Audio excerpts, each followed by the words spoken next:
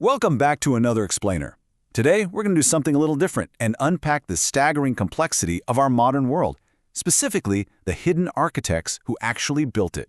You know, when we think of historical geniuses, a few obvious names always come to mind. But behind the curtain of history, there's this entire cast of overlooked innovators whose work is, quite literally, the blueprint of our daily lives. Just look around you right now. Look at your smartphone, the insane variety of food in your grocery store, the fact that we can fly across the globe or video chat with someone on another continent in real time. Okay, let's dive into this and ask, who actually laid the foundations for these daily miracles? Because, spoiler alert, it wasn't always the people you read about in your high school history books. It's wild when you think about the stark contrast between the famous innovators everyone knows and the overlooked visionaries who actually did the heavy lifting. We all know Edison and Tesla. Watson and Crick are practically synonymous with DNA. But what about Philo T. Farnsworth? Or Leo Szilard? What about Rosalind Franklin? Today, we're finally giving these invisible giants their long overdue credit. So, to make sense of all this, we're going to break this explainer down into 4 thematic pillars of modernity: power and connectivity, information, food, and health and science. Let's jump right into our first pillar: power and global connectivity, the foundational infrastructure of our world. Okay, picture this. 200 years before you ever plugged in an iPhone or saw a Tesla on the road, an Italian scientist changed the game with a stack of metal discs. Every single time you check your phone, you are living in Alessandro Volta's shadow. Back in 1800, he invented the voltaic pile. It was a surprisingly simple setup, basically just a sandwich of copper and zinc plates separated by cloth soaked in salt water. But man, it provided the world's very first steady flow of electricity. And to really grasp how big of a shift this was, before Volta, electricity was literally just sparks and shocks. It was a parlor trick people used to entertain guests. After Volta, it became energy. Energy you could actually store, measure, and use. This one invention powered experiments all over Europe and led to the machines that define modern life. It was so revolutionary that Napoleon himself declared Volta a hero of science. Now, power is just one piece of the puzzle. You've got to be able to move physical things around the globe, right? And that entire system was completely transformed by Malcolm McLean. By simply standardizing the shipping container, he completely revolutionized international connectivity. He essentially took the entire globe and turned it into a single massive interconnected marketplace. Talk about a game changer. Moving right along to Pillar 2, Architects of Information, and how we built the digital age. Looking at the timeline here, there's actually a shocking gap between the first computing pioneers and our modern digital architects. Over a century before Alan Turing was cracking codes in World War II, Charles Babbage and Ada Lovelace were already conceptualizing mechanical computers and algorithms. This is in the 19th century. Lovelace even predicted that computers could one day compose complex music. Then, we skip ahead to the 20th century and boom, we see these rapid-fire breakthroughs from Farnsworth and Shannon that completely rewired how we process information. And zooming in on Shannon for a second, because this is absolutely crucial, one single concept of his powers almost everything you do today. While he was studying at MIT in the 1930s, Claude Shannon applied binary code to circuit designs. That ones and zeros architecture basically makes 90% of your waking life possible. Every time you look at a screen, shoot off a text, or browse the web, you're relying on Shannon's mathematical breakthrough. Then, of course, you've got Philo T. Farnsworth. The guy started working on the electronic television when he was 14 years old. 14! He demonstrated it in 1927.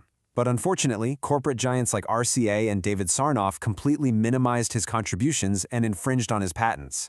Farnsworth actually grew to kind of hate his own invention. That is, until 1969. Watching the moon landing broadcast live to his home on the exact technology he created, well, it perfectly validated his life's work. It prompted him to say, "This has made it all worthwhile." All right, let's pivot to pillar number 3, feeding a billion people, the massive agricultural shift. We completely take fertilizer for granted today, but before modern chemistry, the lengths humans went to for nitrogen were honestly absurd. Farmers knew their plants needed nutrients, but they had to get really creative. I'm talking scattering human waste in fields, stockpiling literally 1 million tons of horse dung every single year in Paris, or, get this, shipping millions of bison bones from the American West to East Coast factories just to extract phosphorus. So the turning point finally hits in the 1840s. Justus von Liebig steps up and realizes that nitrogen is the absolute key to plant growth, effectively founding industrial agriculture. This was a massive light bulb moment. It set the stage for later scientists to develop the Haber process, which figured out how to just pull nitrogen directly from the air. That finally ended our reliance on bison bones and gave us the fertilizer that feeds the modern world. Fast forward a bit, and we get a number that is just hard to wrap your head around. 1 billion. That is the macro impact of our next innovator, Norman Borlaug. It's the estimated number of lives he saved from starvation by developing high-yield, disease-resistant dwarf wheat and bringing modern agricultural techniques to places like Mexico, India, and Pakistan. He basically kick-started the Green Revolution. He won the 1970 Nobel Peace Prize for it, and honestly, it's hard to think of an award more deserved. Which brings us to our fourth and final pillar, pioneers of health and science, deciphering the human condition. And no, we're not talking about the guy from TV. The real John Snow was a brilliant 19th century epidemiologist. Back before people even understood what germs were, when they just blamed diseases on bad air, Snow aggressively mapped a deadly London cholera outbreak right back to a single water pump on Broad Street in 1854. That one realization triggered a global overhaul of public water systems. And, as if that wasn't enough, he also pioneered early safety protocols for anesthesia. Just an absolute legend. You know you're doing something right when Albert Einstein calls you a creative mathematical genius. That's Emmy Noether. Growing up in Germany at a time when women were literally discouraged from studying math, she had to audit classes. But her skills were just undeniable. She developed Noether's theorem, which connected natural symmetry and physical conservation. If you ask modern physicists, her work is the very backbone that all of modern physics rests on today. Then there's Percy Levon Julian. You want to talk about overcoming barriers? Born in 1899, right in the epicenter of Jim Crow America, he faced massive, systemic racial roadblocks.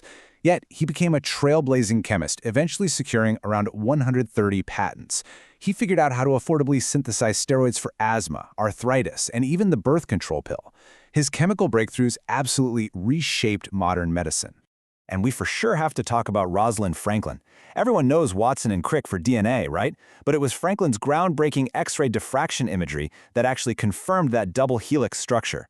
Tragically, she passed away from ovarian cancer when she was just 37 years old, and since Nobel Prizes aren't awarded posthumously, she completely missed out on sharing the award with her collaborators 5 years later. It's crazy when you see how this all stacks up. Some of these innovators were so prolific they honestly deserve to be famous twice over. Take Claire Cameron Patterson. The guy calculated the exact age of the Earth at 4.6 billion years and then just casually pivoted to leading the massive fight to remove lead from consumer products. Or Leo Szilard, who shared the patent for the nuclear reactor and conceived the electron microscope. Yet, both of these guys are barely blips in mainstream history books. So, bringing this all together, let's talk about redefining historical legacy, fame versus impact. A perfect, frankly, kind of heartbreaking example of how fame works is Jagadish Chandra Bose. He basically birthed wireless telecommunications. He invented the receiver that Guglielmo Marconi used for his famous first transatlantic radio communication. But here's the kicker. Bose refused to patent almost all of his inventions out of sheer scientific generosity. Because he didn't fiercely protect his IP, Marconi walked away with all the glory, and Bose was left in the shadows. So as we shine a light on these invisible giants and the true blueprints of our modern world, I want to leave you with a thought. Somewhere out there, right this very second, someone is quietly making a breakthrough that will define the next century, likely without any of the fame or the glory. So, who do you think are the overlooked innovators shaping our future today? Keep your eyes open and keep questioning the history you're handed. Thanks for joining me on this explainer. See you next time.